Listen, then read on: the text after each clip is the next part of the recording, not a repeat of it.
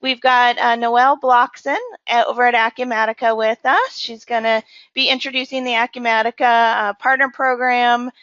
We have Marilee Schlimmer, Director of Marketing over at Jazz Systems. John Schlimmer, COO at Jazz. Scanco, Richard Kurtzer, American Payment Solutions, Patty Benitez, and Caroline Rua over at V Technology. She's going to be talking about Starship. And just to get started here, I'd like to offer Noelle the opportunity to introduce us to Acumatica. So Noelle, go ahead and let you talk through the Acumatica Cloud ERP and the partner program. All right, thank you so much, Adrienne. Hello, everybody. I am Noelle Blockson, newly onboarded with Acumatica since October. And we just came back recently, I don't know if many of you were there or not, at our partner summit in Nashville, Tennessee, where we have our annual, we do every year an annual summit. And we get together with customers and partners and employees. And it's just an all-encompassing event. And I was so glad to attend. It was my first time.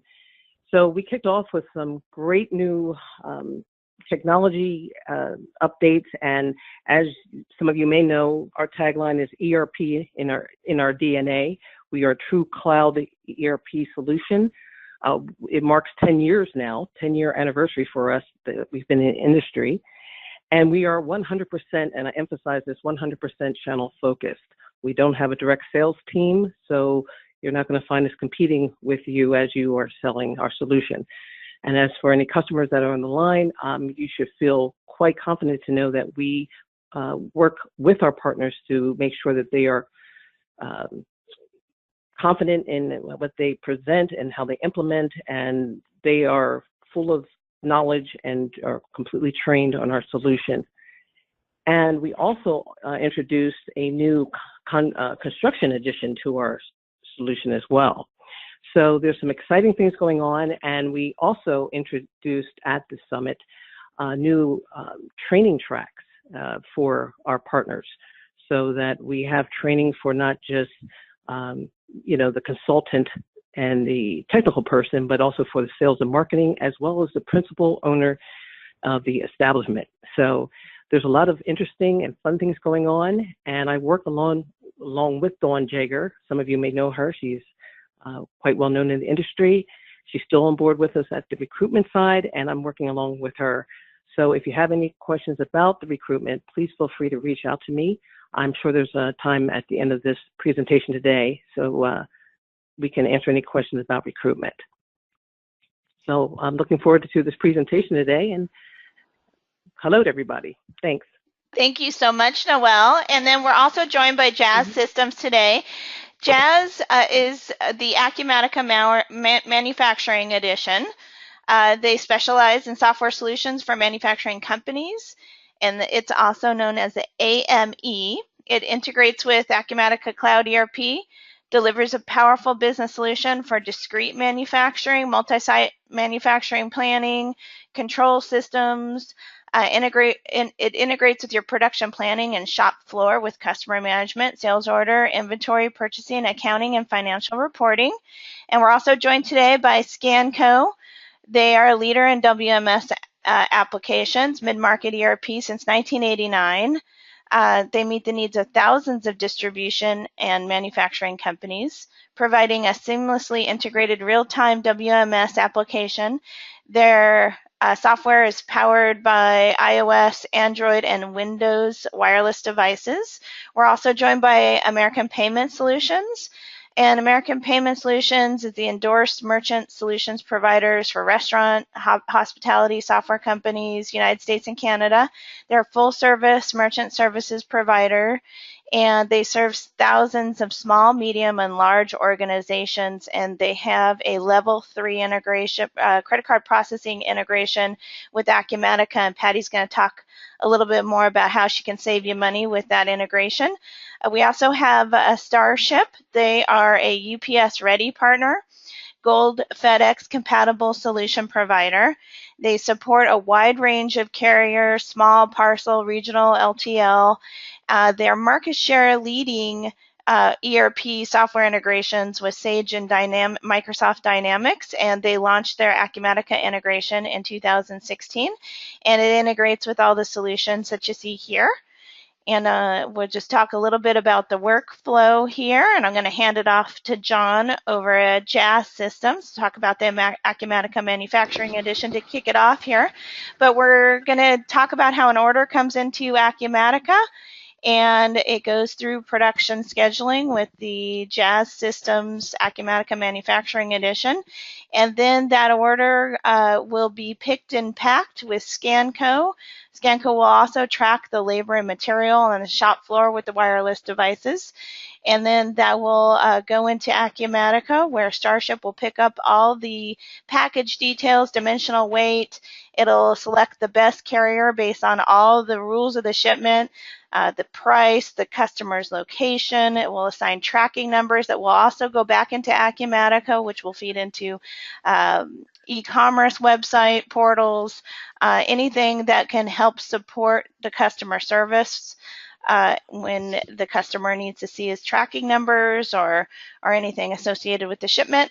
And then if credit card processing is the preferred form of payment, American Payment Solutions will take all the detail of the customer so that it can get you the best rate, credit card processing rate through level 3 credit card processing. And Patty, as I said, will talk a little bit more about that. With that said, I'm going to go ahead and hand it over to John over at Jazz Systems to talk about the Acumatica Manufacturing Edition. Thank you so much, John. Thanks, Adrian. So to get started, we're just going to kind of go through a couple things. One, every time you come into Acumatica, you'll come into one of your dashboards. In this particular case, I've set up a manufacturing dashboard. The Acumatica Manufacturing Edition actually is comprised of 5 modules currently. So you have the bill of material, production orders, which we'll get into, MRP, estimating, and a product configurator. So the very first thing people have to do is they either have to quote something or estimate it. So if it's something that is purely custom that you've never done before, you have the capability to come in and create an estimate.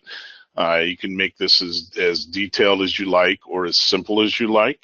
You can come in and actually create a detailed bill of material with work centers and all the way through, as well as materials and tools and overhead. And all of this integrates into 2 different places within the distribution and the customer management side. So it integrates with the opportunities within the customer management side, and it integrates within the sales order side, so you have visibility there as well. So once you've done that, then you have the capability to come in, and now I'm able to create a sales order. So when I come in and create a sales order, it's a simple screen where you can come in and actually put in the customer. I've created 3 line items for this presentation today. You'll notice the first 2 line items are the same. The first one, though, and one of the key things here is we do handle the make to order. So you can actually create a production order directly from a sales line item. And anywhere you see the blue, you're going to be able to come in and hyperlink to that. So just one point here on the references, you'll notice that this particular sales order is now tied to this production order, and it's tied back to the sales order and the sales line item.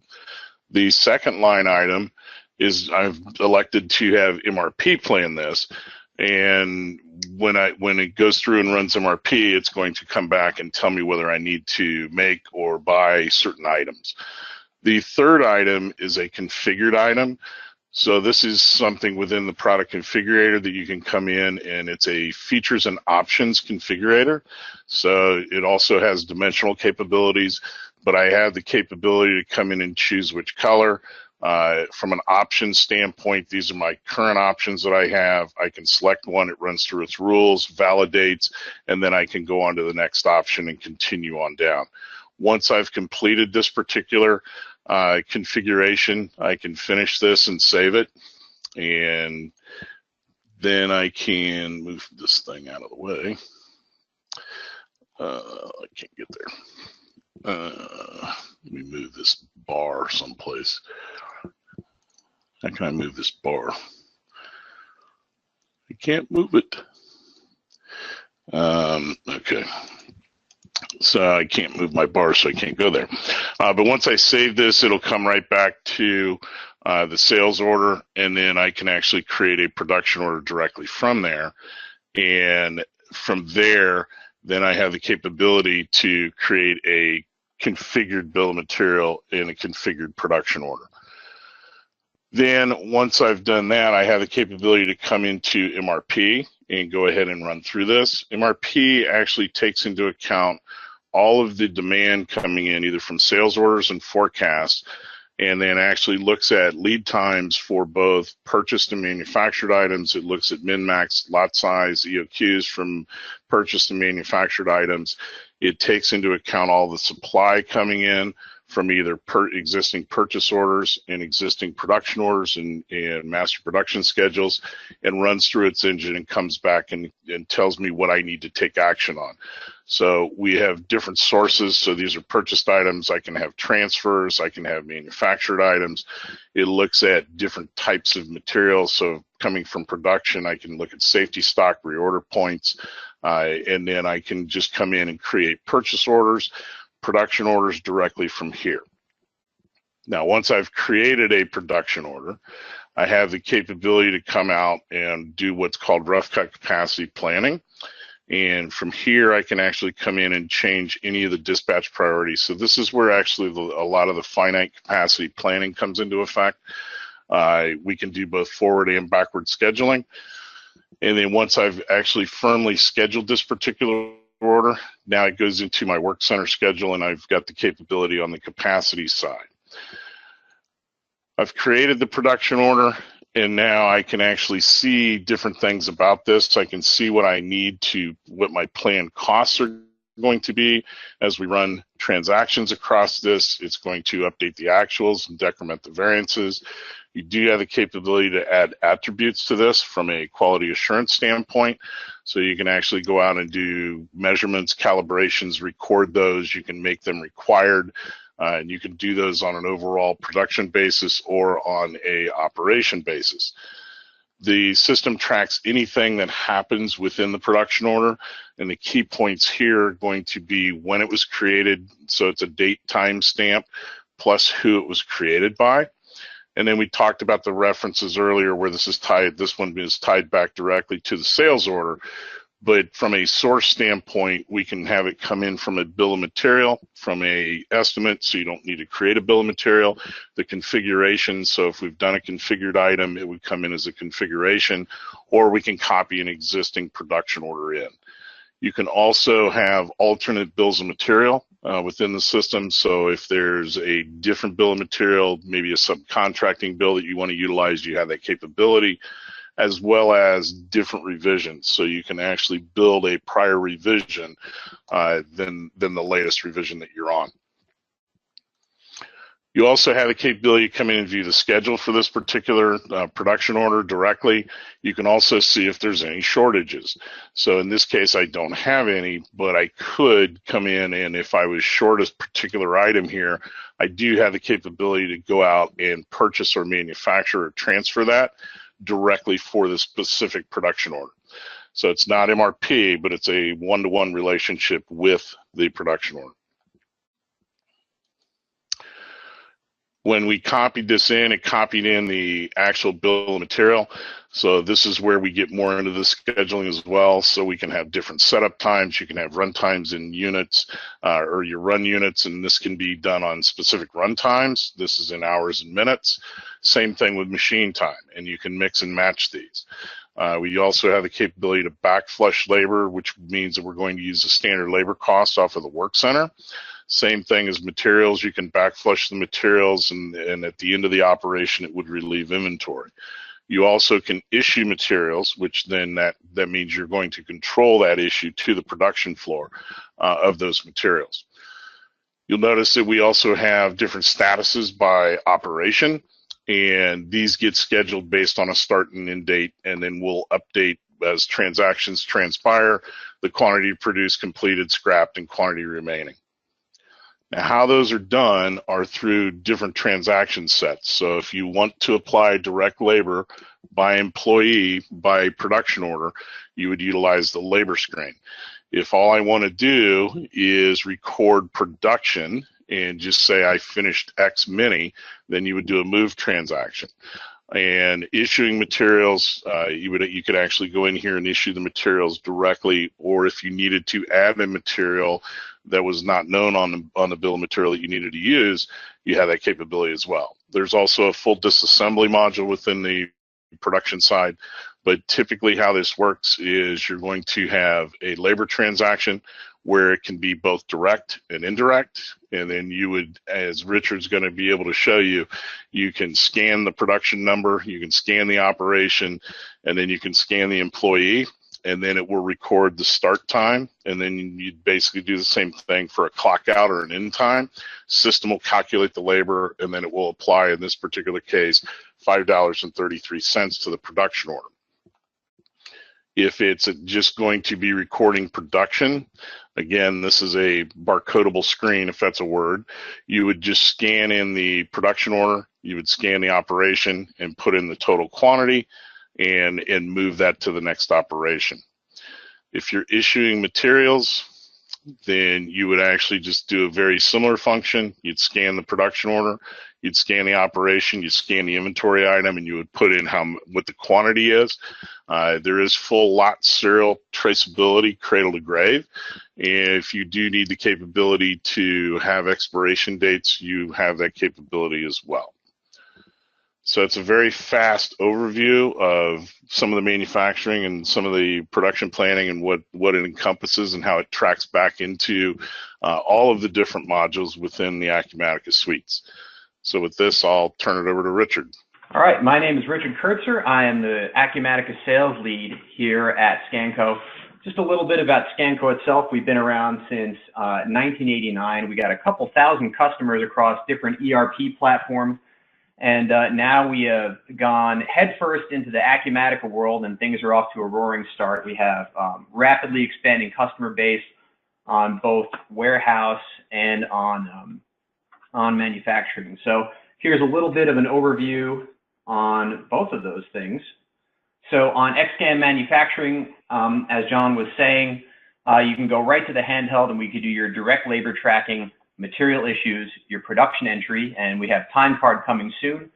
And then on the warehouse side, we are also doing order fulfillment, purchase orders, physical counts, inventory transfers, bin management, complex barcoding, and warehouse transfers. So we're going to go into all of that in just a second. Okay, this is a short demo of Scanco XScan for Acumatica. What we do on XScan is we take some of the core manufacturing transactions and we put them on a handheld device so that your people can use them directly on the shop floor. So we're going to go through material issues, labor entry, and production entry. So let's start with material issue. I just click material issue on my handheld. In this case, it's an iPhone with an Codex scanner housing, and there's a number of different hardware options available.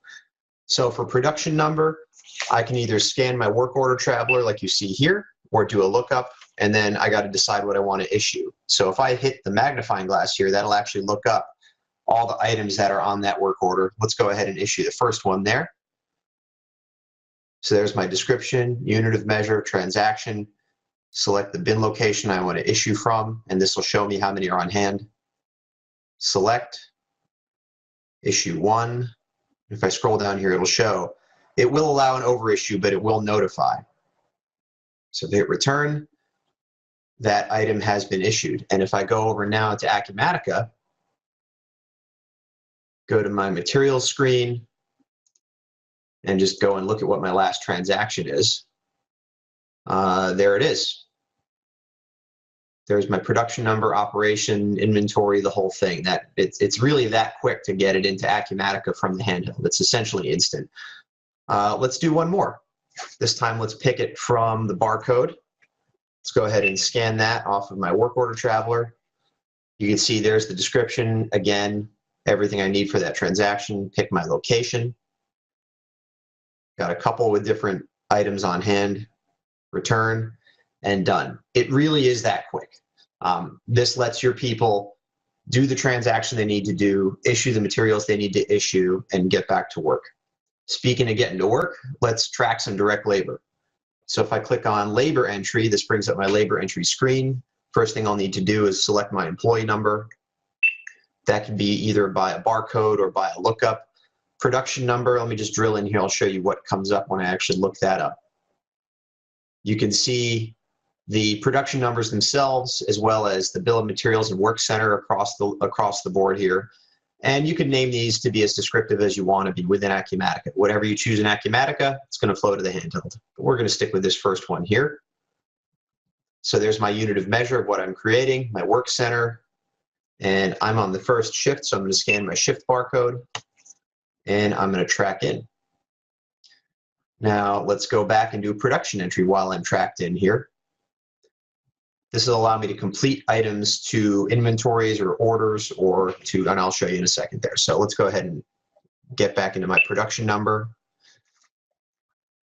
And it shows right now complete to inventory for my laptop with the description, unit of measure, warehouse. If I want to complete, say, to a sales order or another production number, I can do that here. So if you have multiple stages in your production process and you need to complete a first set of assemblies for it to work into another product, for example, this is where you do that. But I'm going to go ahead and complete to inventory. There's my laptop again, description, unit of measure, warehouse. And we're going to reject that. Live recording, folks. Bin location. Let's go ahead and pick that. I'm going to complete it to row 1, shelf 1. And I'm going to go ahead and complete 1 there, and that'll be done. And let's go ahead and log myself out of this work center now that I've completed that unit. So pick my employee badge again, production number, and you can see I've been logged in for a minute. I've completed 1. I hit return there, track out. Just to show you where that winds up within Acumatica, and go into my labor screen here. And I'm just going to scroll all the way over to my last record. There it is, direct labor, operation, employee code, the whole thing. It's already in there. And my moves, which would be my production entry. If I go all the way over there, there's my production number, my item, and everything. And this doesn't just do piecemeal product as you see. It'll handle any unit of measure by length or by weight or whatever dimension you need as defined within Acumatica for your production process. But now that we're live on Warehouse, let's go through that from the top. All right, so here we are on my Apple iOS device, and I'm going to turn my camera back on for a sec just to show you what I'm using. All right, can everybody see? I am using an Apple device within a Codex housing. This has got my all-day battery, the scanner head on it, the whole thing. These have been very popular because you can get not just the scanner on it, but you can also get a long-range scanner. So imagine you have an operator that's on a forklift. They'll be able to scan barcodes that are up to 10 meters away. It'll help with the aiming and the whole thing. But now that I'm on my handheld, ready to log in, I'm just going to enter in my username and my password. Very complicated password on my demo installation, I got to tell you. So once I'm logged in, I get to pick which profile I'm using. That means you can have, for example, I'm an administrator, so I can have access to all my administrative functions, everything that you need to run the system, as well as, say you have a specific profile set up for the people you want doing your shipping, receiving, etc. I'm going to pick admin so I can show you everything. Then it'll allow me to pick which company and warehouse, and we support multi-company and multi-warehouse right out of the box. I'm going to start today working in my wholesale warehouse, so that's what I'm going to pick first. So once I've gone through all those steps of picking where I'm working, who I am, doing my login, you'll see here's all my main transactions right on the handheld. And what we do, it's a similar idea to what we do for XScan. We take everything that's great about Acumatica distribution and we distill it into this mobile interface, which you can hand to anybody and they can start using immediately to start executing stuff in the warehouse. So, you know, what do we want to do? We want to get product out the door, get product in the door, move things around. So I figure a good place to start is let's ship a sales order. So I'll click sales order, and then you have two screens. You have, or two choices here, ship sales order by order and ship sales order by item. So we're going to go through by order, but what for by item is for is if you have a number of different orders that might be going to the same customer. So instead of having to pick by a specific sales order, you can pick by a customer number and ship everything that's owed to that one customer, do a mixed pallet, whatever you like. I'm going to show you how that works on the purchase order side because it's actually fairly identical in terms of workflow. So let's go ahead and pick a new order. All right, I've picked ship set SO by order, and let's go ahead and scan my sales order barcode. Once I scan my SO number, it'll show me what the customer is, the warehouse that I'm working in, and then I get to pick the first item on that order. A couple different ways to do that. Of course, the first is going to be a barcode. So there's my first item on the order, and it's going to show me my unit of measure, and then I got to pick which bin number. And just to show you, this is live on Acumatica, so if I drill down into my bin number lookup, it'll show me where the inventory is. So I'm going to go ahead and pick, I got plenty in row 1, shelf 1, so I'm going to pick out of there. And I have 10 that I need for the order, so I'm going to enter the number 10. And just before I hit done here, I'll show you we have a couple different radio buttons I can turn on or off. I can force scan of eaches, which I'll show you in a second. And then I can also turn on or off print labels. This comes in very handy on receiving if you need to print out item labels for things that aren't barcoded off the box, or excuse me, off the boat. So I picked that line, I hit done. That goes into my queue. Next item on the order. Scan the barcode for that item. I'm going to go ahead and scan the bin number I want to grab that out of. Another 10 on that order. Done. And then last but not least, I've got some computers going out with that too. Oop. That's me scanning the wrong barcode, and it'll actually validate it, kick it out, and won't let me use the wrong barcode. So there's the data validation demonstration right there. So there's my computer. So this is a high value item, and I might actually want to scan these things one at a time. So I'll show you how that works. So let's say I need 3 on the order. I can turn on scan eaches, and this is an administrative option that can be set also to force scan eaches on certain orders and certain items. So if I scan once, twice, and then 3 times. And just to give you a little bit of in-field insight, this is one of those functions that in my experience works better on Android. You can scan eaches as quickly as your finger can pull that barcode. It's actually really cool and quite useful. So now I've picked all 3 items that are on that order, and you'll see at the top of the screen next to the back button, I have a send and a review button that show up now that I have some stuff to do. So if I click review, it'll show me what I just did. And I can go through, review my transactions. It'll show me, the item, the quantity, the receiving location, everything, and that all looks good. So I'll hit send, and that'll send all that data up to Acumatica. So that sales order is now changed into a shipment, and that shipment can then be handed off to Starship for packing and getting it out the door. So that's the basics on a sales order. And I'll show you now the basics on a purchase order. And I'm going to go ahead and do a PO receipt by item because I imagine that many of you, in addition to receiving by specific orders, if you order, say, a container load of stuff from a particular vendor, you're not necessarily going to break it out by purchase order number. You're going to want to say, okay, I have my container from this vendor. Here's all the items that are in there. I want to receive it against this vendor and then let the PO match happen as part of that process. It can really streamline things. So.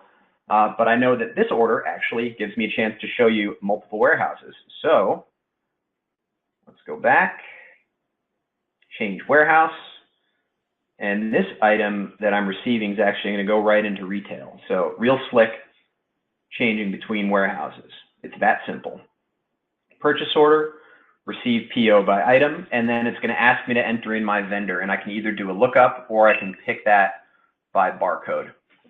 So this is from my office supply company. It's going into my retail warehouse, and then I have my first item that's coming in on my container, these boards that I need. It's going to show me the unit of measure. There's only one purchase order open with this item on it, so it's going to give me only one purchase order. So if I had that same item on, say, 3 different purchase orders, it would force me to drill in and pick one of those. And then I got to select my receiving location. So if I select return here, Let's say I want to put these into row 10, rack 1. Quantity left is 250. I got 250 on the order. Let's put them all the way there. Done. Next item on the order.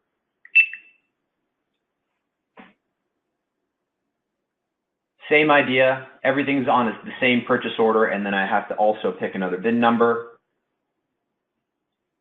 Let's go with the second rack there. All 250 can go there. And you could partial receive. So let me just give you a last example. Let's say if I wanted to put things away in 2 different places, if I only have a certain amount of room on a shelf. Let's grab the last item on that order. And for my bin number, I have 250 and 250 left to receive. Let's say I want to put 10 of these in that location. And then I can go back in. You can see this is what the order looks like. The boards and the CPUs we've received, and there's 250 left on those hard drives. We received 10 of them already. Let's grab a bin number, press return there. We have 10 in row 10 rack 1. Let's put the rest of those in storage. And it'll show me I have 240 left on that order. So I'll enter in my quantity. Done. Send. So that was receiving a mixed container and putting some items away in a split fashion. So if I have, a whole pallet of one item, it's not going to force you to put it away in a single location. You'll be able to split it up as needed. So there is the basics of PO receiving. A couple other important functions that we have in there are going to be inventory transfers. It's going to look very similar to what you just saw. So if I wanted to transfer something, say, let's do an inventory transfer in. I'm in my retail warehouse you see right now. So I want to transfer something from my wholesale, from wholesale to retail. So I would go here and change that warehouse to, I'm going to have to, let's do a transfer within retail. So let's go ahead and move something. And Richard, we are seeing a warning. There you go. Yeah, I just reinstalled this mirroring program, so got to fix that after the call. So I'm doing a transfer within my retail warehouse. That's the hard drive that we just received. So there's my description and my unit of measure. I'm going to pick my source bin. And if I drill in, you can see these are sitting in storage. I'll be able to move these from storage to another rack location here. And let's just move 5 of those over. And then send, and that transaction's up in Acumatica. It's really that simple. And what you'll see, the further we go into this program, is that the workflow looks almost identical across all these different functions, and that's very much on purpose. We want to be able to train people, in no more than a couple hours to do the basics, and then they'll achieve proficiency very quickly. So then your people in the warehouse will be able to go out there and do their jobs very quickly. Last couple of things to show you on here would be physical count. This takes the count directly from Acumatica, although I'm going to need to change warehouses for this one. Let's see, change warehouse.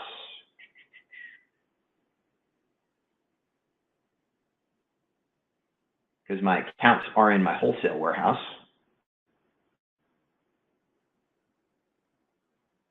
Change back into wholesale. Let's go to physical count by bin. And you could do the entire warehouse or just a bin at a time, but just to give you the quick tour on this one.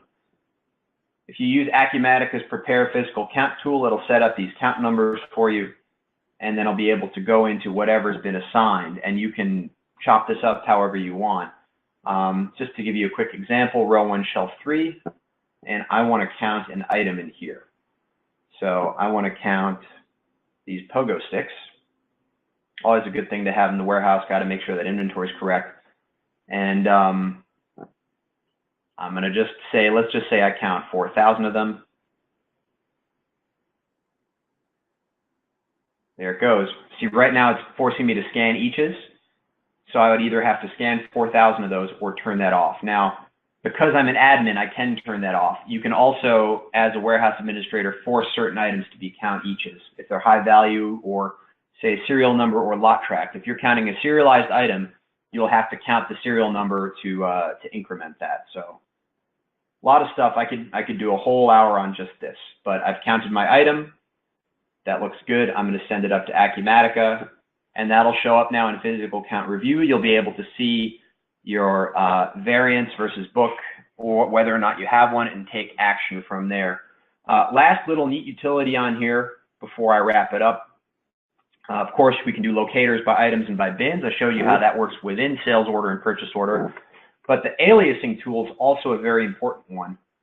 We run into this all the time. You know, if you're buying a widget from a vendor, they're going to have their part number on it.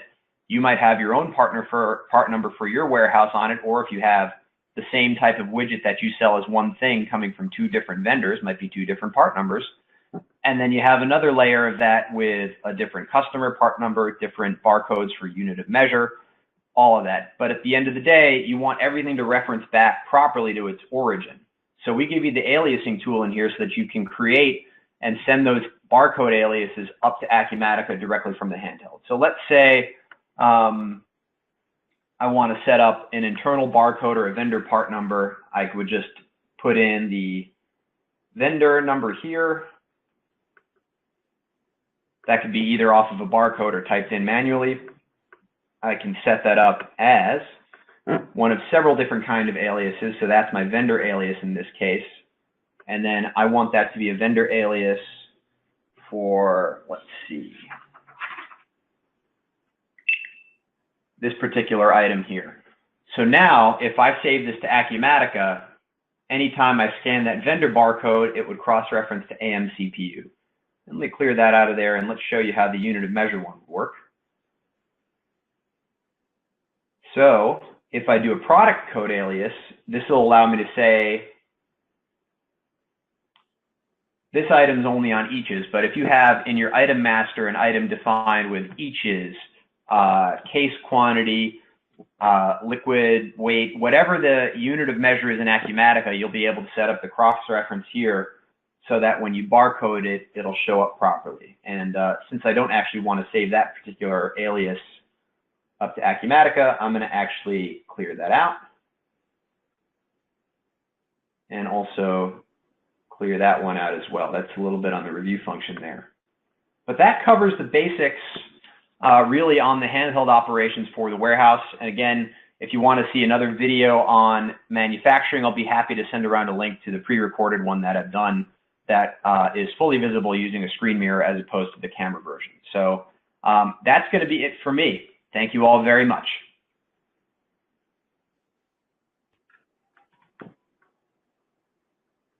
Awesome. So this is Caroline. I'm going to be going over the shipping piece. So after you get done picking and doing everything on your handhelds and you're ready to ship it, you can use Starship to read and write automatically from your Acumatica shipment information. So you should be viewing my Starship screen right now. I'm just going to bring up an Acumatica shipment that we want to pull up. Starship can connect to the Acumatica shipment document. We also support shipping against the order document and creating a shipment as a result if you'd rather do that workflow. Most of our customers are shipping against the shipment doc because of the pick sheet workflow that typically happens, and also on the handheld side with the ScanCo solution, the invoice or shipment gets generated. So when I pull up the shipment, we're going to bring in all the information in this left-hand bar over here. You're going to see our shipment header level information, the carrier and service that gets translated from the ship via, billing type can also get translated ship to on this particular shipment. Down in my packaging view here, I can expand this and take a look at some of the items that I have on this shipment going out. And you'll notice this happens to be a Canadian shipment. So if I drill into my item, we are storing Schedule B codes or harmonized codes to make this process a little more efficient for you, so that you don't have to re-enter that information at shipping. We're also going to support the ACE or AES Direct connection, so we can push this information directly up there so you can report your exports to the government if that's necessary. We can do a rate shop from here. Starship does support a combination of small package and LTL carriers. and we do utilize your credentials to access your negotiated rates as well as getting back list rates for small package shipments. You can utilize either one of these as well as adding in some freight rules to determine the freight charges that are going to go back onto the shipment.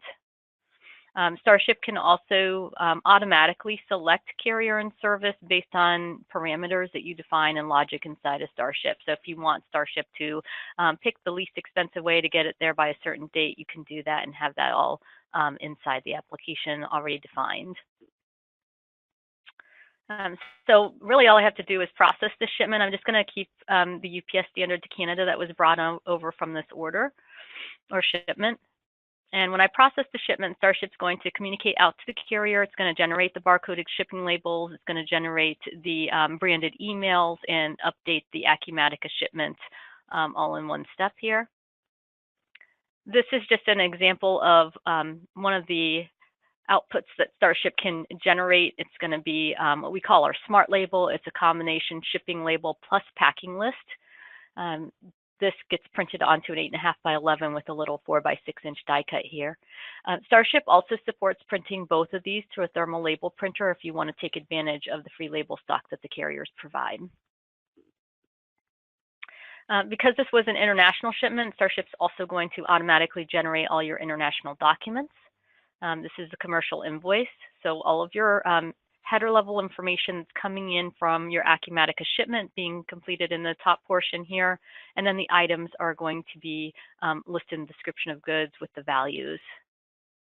You can also customize these documents, so if you wanted to put an image here of the signature so that you don't have to sign it every single time, you can do that as well. This has happened to go to Canada, so we have the NAFTA CO. Starship obviously supports the standard CO, and you can designate if you always want the standard CO to print. So once the documents and everything are printed, Starship's going to also update the Acumatica shipment. So I'm going to go into Acumatica and show you what happened as a result of that shipment. One thing I want to mention about international, just in case any of you are using electronic trade documents or paperless invoice, Starship does support that. So if you're electronically sending the information to customs to help make that process more efficient, full support with that there as well. So let's just go into Acumatica. I'm going to pull up that last shipment. Let's log in.